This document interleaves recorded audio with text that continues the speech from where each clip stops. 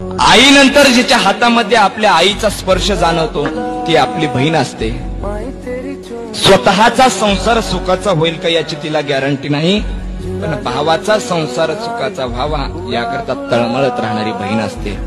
ती म्हणत असते नाही आणली तरी चालेल माझ्या दादानं सणावाराला साडी चोळी, पण माझ्या दादाचा संसार थाटात आणि सुखात चालावी अपेक्षा करणारी तुमची माझी बहीण असते. महाराज, बहीण ती बहीण असते बाबा. बहिणीच्या प्रेमाची बरोबरी कोणी करू शकत नाही. अरे डब्यातला डब्बा वाचून आपल्याला तिने खाऊ घातला. आई शेतातून येईपर्यंत पाळणा देऊन लहान भावाला झोपवणारी बहीण असते. जब जब मुझे पे उठा सवाल